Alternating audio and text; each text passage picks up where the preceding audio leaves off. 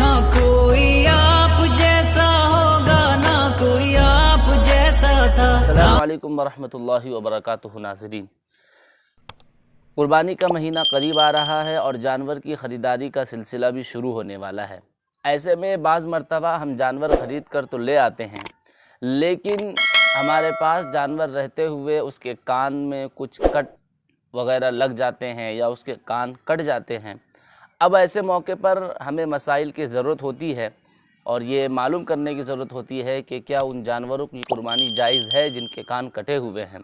कितना कान कटा हुआ है तो कुर्बानी कर सकते हैं और कितना कटा हुआ है तो कुर्बानी नहीं कर सकते हैं। ये बातें जानना हमारे लिए ज़रूरी होती है। ऐसे मौके पर तो जहन में आया, चलो जानवर के कान कटने के मुताल्लिक से कुछ बातें, कुछ मसाइल आपसे अर्ज़ कर दिए जाएँ। बहुत मुख्तसर में मैं इसको अर्ज़ करने की कोशिश करूँगा। आपको अगर ये बात अच्छी लगे तो दूसरों से भी शेयर करें। जानवर के कान अगर इतने कटे हुए हैं, यानी तिहाई से कम कटे हुए हैं, तिहाई या उससे कम कटे हुए हैं, तो ऐसे जानवरों की कुर्बानी आप बिल्कुल कर सकते हैं, करने में कोई हर्ज नहीं है। लेकिन अगर जानवर के कान तिहाई से ज़्यादा कटे हुए हैं, बदन से उसका हिस्सा अलग हो चुका है, तो आप ऐसे जानवर की कुर्बानी बिल्कुल नहीं कर सकते हैं। ऐसे जानवर की कुर्बानी नहीं करना है।